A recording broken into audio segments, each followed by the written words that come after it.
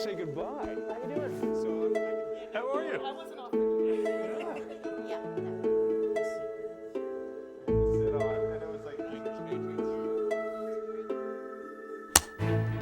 So I think by the time this comes out on the Blu-ray, it'll be close to 10 years since this movie came out. Wow.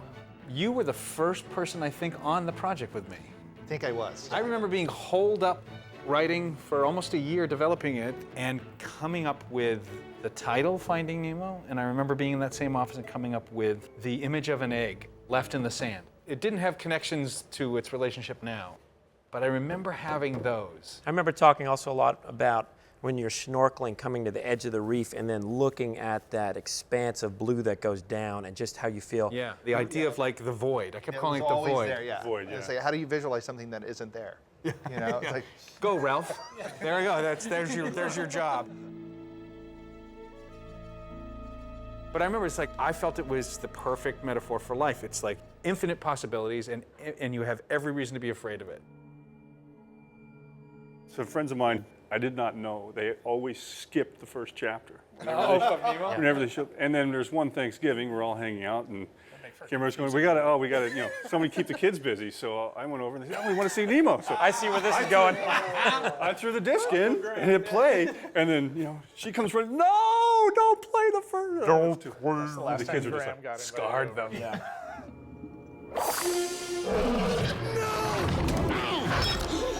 That is a pretty tough scene, though. In terms of the intensity? Yeah. You know, I never, ever, ever, ever doubted it. Unless you're remembering something I don't. I Well, don't remember I ever mean, doubting. We might have adjusted careful. the way we did it, but just the scene itself, I Yeah. never doubted it. I don't know. As a writer, I took it as a challenge. Like, look at, we all worry about our kid crossing the street, possibly getting hit. We all worry with them being out of our sight the minute they turn the corner and we don't see them. And we all know nature's a predatory world, and that pretty much 24/7 something's out there trying to hunt, trying to get. And so I loved the challenge of like, can you work within the real rules of nature, because it's much more truthful, and Bambi did it.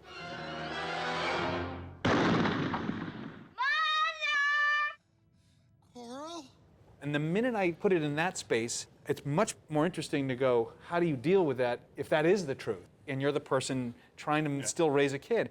So that was the whole point of the movie. Yeah.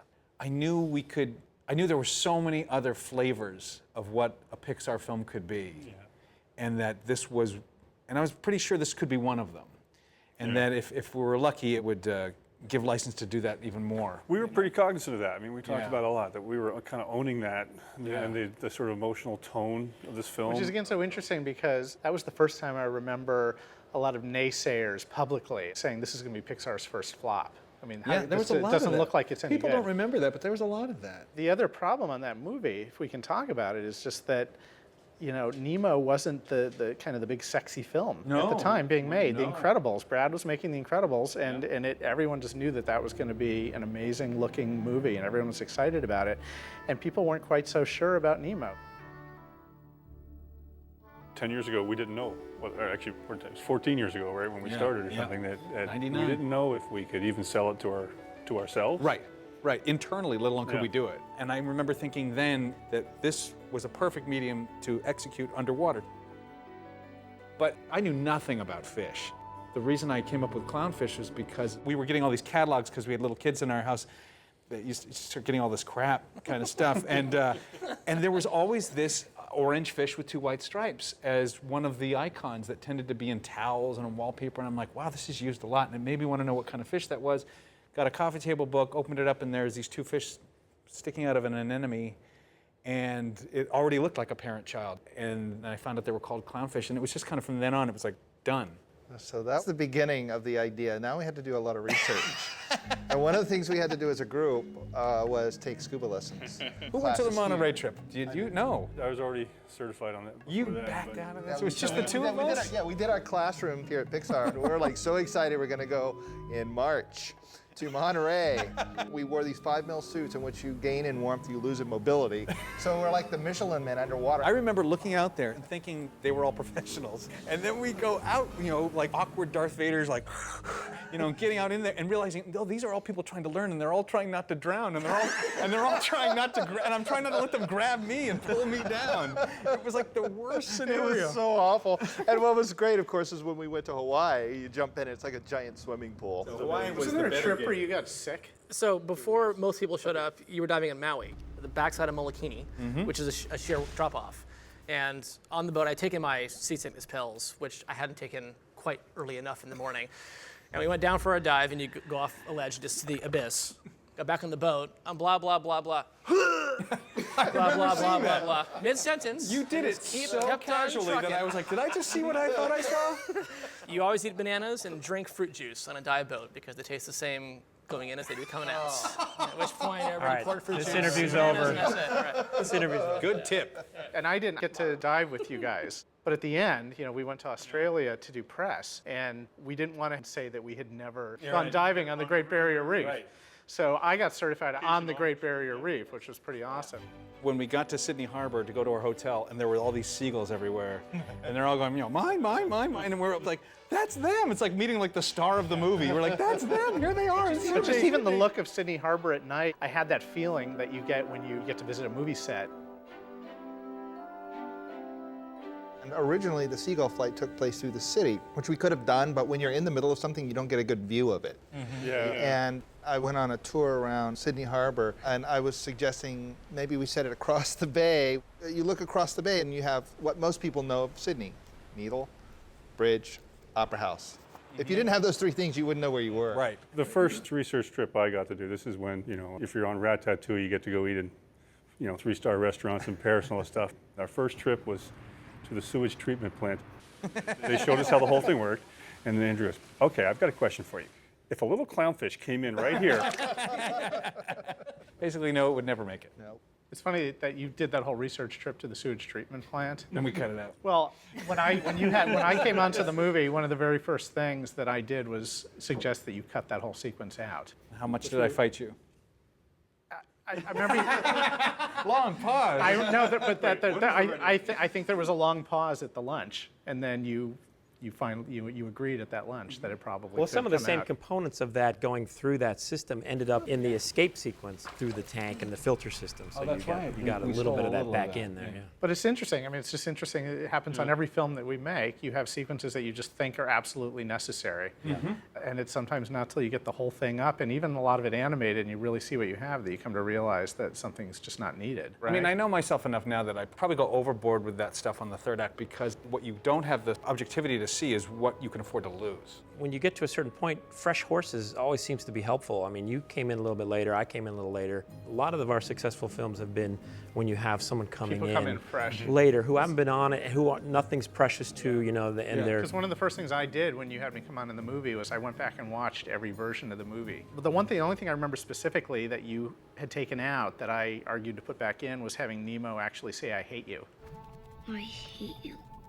Because that had been jettisoned along the way. I mean, if you remember when you guys came on, I had hit a wall. It was a tough fall for me. I just couldn't figure out what was wrong with the movie, and I was getting to this dangerous place where I was questioning, fundamentals of the movie. But at the same time, I don't think we had a morale problem internally because we were so excited about it. And we did have a good time. Absolutely. And that really seeped into the film, I mean, one of the special moments for me in the film was just a night where we stayed late and we needed to figure out how does marlin out in the ocean communicate to a kid in a fish tank? And just guerrilla filmmaking, we wrote it, we stood up, we recorded it, thought of characters on the fly. Hey, Bob, that whole lobster thing and the dolphins going, these two little fish have been, and just crafted that, and it was a blast. It was essentially one night, staying late. Another similar thing that I remember, we were in art review one day. You were talking about the crabs, and he started, and then there's these seagulls and they go, mine, mine, mine. And to stop the art review, you reach in your pocket and you wrote something down. I'm thinking it must have been that. Then you put it back in. And he ran down. You were so excited. You ran into the room. I got it for the seagulls. I was up in art. It's like, you know how seagulls, they're on the beach, they're very selfish, and they steal. What if they just said, mine, you know, and it came down from art review. But I remembered Jason doing that. On like a paper towel. And we pretty much took exactly that. That's the seagull. Mine. One of the things I remember, the jellyfish scene was coming along, but something about it for you wasn't working. It felt perfectly perfect. I just remember reaching over and going, click, click. So suddenly we were in the middle of a scene, it was zoomed in, and you were only seeing parts of the characters. Yes. And you said, that's it. That's what I want. We shouldn't be able to follow them perfectly. Right, we should be always trying to find them. Boing, boing, boing, Dory! boing, boing. You can't Dory! catch me. Jellyfish. Got it. I'll remember to tell him. Hey, wait You want up. to talk about working with Ellen DeGeneres? And I spilled my lunch on her shoes when I first met her. I walked up and knocked my lunch on her shoes and then started to try to wipe her shoes off. She's like, Bob, step away from the shoes. So I backed up. And she was amazing because she's just so nice. I mean, she remembers everybody's name from the lowest to the highest and just... Remember, It's just something you to look lost forward to. the family battle over the 2 kittens? Oh, yep. 6 months later or whatever. So how'd the kittens work out? Yeah. My favorite line of hers in the movie that we cut out was in the scene where Marlin and Dory are slowly approaching the anglerfish. Grandma? Is that you? Oh, yeah. And it made me laugh. line. It made me laugh Too funny, so gotta go. hard, but it was kind of weird. And remember, we were debating whether we should use it or kept it in not. for a while because it kept cracking us up, but it didn't crack other people up. Yeah. And I remember just feeling a little part of me died when I took it out. because- I remember you stepping on an Albert joke. in a session. Yes, and you could never get Albert never got it to again. redo something twice. Albert would give you just reams of great stuff, and then you'd find yourself never getting the line that was written on the paper. So he gets up in front of what looks like the mic just to do a joke. Oh, well, I actually do know one. And he goes, there's these 2 mollusks, and they're walking. Oh, he didn't walk! And he sort of stopped himself. And you burst out laughing on that. And we never did it again. There was a sea mollusk, and he didn't walk. Why do I keep thinking that? Yeah, well, you stole a stapler in 4th grade, so I guess I heard about that one. Well, he was great because he kept trying to get this reaction out of us, and obviously we'd laugh a lot. He'd go on to the next line, and they'd go, oh, I know how to do it, and he'd go back 3 lines before and do it again. You know? I remember Albert leaving at the ends of sessions. He would head out to his car, and we'd start talking, and a moment later the door would open. He said, I was thinking about that line. And he came right back. Yeah. Check to see that the coast is clear. We go out and back in, and then we go out. Yeah, so let's talk about Nemo poking his head out of the anemone for a minute, because those shots were a special joy for all of us to play with. Is that what you would consider the biggest burden of the film? When we started working on the anemone for a while, we had spent, I don't know, a year and a half on research on getting surgeons told to move right, and then somebody said, hey, on monsters that are doing fur, so why don't we take a tennis ball, stick a bunch of foot-long fur on it, and turn gravity upside down? We're like, oh, and we had an anemone the next day for review. You're like, wow, there's an anemone. Great. And so we were grinding to a stop, and then out of left field came a solution from a different film. Best bit of trivia, though, did anybody know how we did the sandy bottom? So you didn't actually film somebody's sandy bottom. 'Cause that's what I always thought that's what it was. Upside down ocean surface. That sandy bottom is, Oh, a, you're frozen, kidding, is a really? frozen ocean surface. I had no Really? idea. That is really cool. Yeah. I just want to toss one thought in about Steve Jobs for a second. You had a lot of involvement with us on this film. Yeah. I remember him coming by and taking a look at some of our very first water simulation tests. Some of the first decent looking water coming back and just kind of, wow, this is pretty amazing stuff. And it was just so energizing getting that from him, because then he could start to see what the film was going to do from that side as well. One of the other things that I find very impressive is the level of acting and animation in the film. Because one of the things Andrew was adamant about from day one I seem to be is... adamant a lot in these things. Do I? Well, you were. I was. And it was good. It was your just job? that he didn't want overly anthropomorphized fish. Yes, they had to act. Yes, they had to express things. I mean, there is a story to tell. Yeah, could you use the grammar of natural fish motor movements? And that's a very limiting thing with these fish. I mean, it's a face on a body.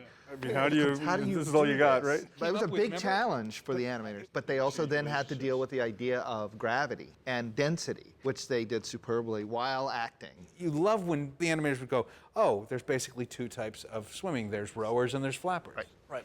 Just to suddenly find those keys, Those little they just help you so much. The amount of like firsts that came with this film, I mean, not only from what made it on the screen, but what had to go behind the scenes to make all that was, I mean, we completely reorganized the pipeline of how we made a movie for Nemo. I remember getting in discussions with people saying, well, no, that's not how you make a computer animated. It's like, okay, there's only ever been 5 of these things, and we did them all. So if there are some rules, we can break them. Exactly. For me personally, working on it and then seeing it come to life in the computer with all the artistry, it's almost as if I didn't work on it, because it's like this whole other thing better than you could possibly imagine. And then, of course, to see it come out and be such a success was just phenomenal. Yeah, I know I'll never work on anything that will be as long-lasting and in the zeitgeist as Nemo was. I mean, it's kind of crazy. It was like double what we would have even let ourselves imagine it could be like. Well, you would never enjoy it. I remember I had so There's a much reason that father's like he is in the movie, Marlon. I had so much confidence in the movie by the end. I did not. And you would not accept. I'm so superstitious. I know, but you would not allow yourself to think that we had something good on our hands. I mean, it was like pathological. Well, all my 3 kids were born after the film, so they've come to the movie now. It's a thing that's part of the culture in the playground and discussed at kindergarten, and describing the characters and speaking whale is stuff that they just do. I don't know, something about the fish and stuff, people use it as terminology. When you go to any aquarium and you walk up to a clownfish, someone will yell, Nemo, and I've never been on a beach where someone hadn't said, mine, mine, mine. That one stuck. You're sitting at your desk doing this, and then somehow it's out on a beach. Internationally, it's in the lexicon of aquarium viewers now. Well, when I'm in an aquarium now, the kids will be saying, hey, there's a Nemo, and there'll be like a manta ray flying around. I go, hey, it's a Mr. Ray over here. I thought we were going to hear some Mr. Ray right now. Oh, nah, later, okay. I'm still getting emails with sushi and Nemo. Yeah. No. Remember that first game? Oh, it was funny the first 7,000 times. Wasn't there, like, when we were doing press before the movie came out, the #1 question we were always asked is if we were going to have sushi at the wrap party. Yeah. Yes. Yeah? That's right. Which we did. For me, looking back at the film now, watching it with my kids, I see the film, but I also see all the people and the work that went into the film when I watch it. So it's as if for, almost 2 hours you're watching a yearbook playback. The most interesting screen of a film is the one where the whole company would come and they just applaud at the strangest times. Like, here's a shot. Oh, look, there's 10,000 jellyfish. Whoa! Because they know how hard that was. If you still got something in your cups, I'd say cheers to 10 years, and let's hope we're still talking about it 10 years from now. It's been a pleasure and an honor. You're adamant about that. I'm adamant about it.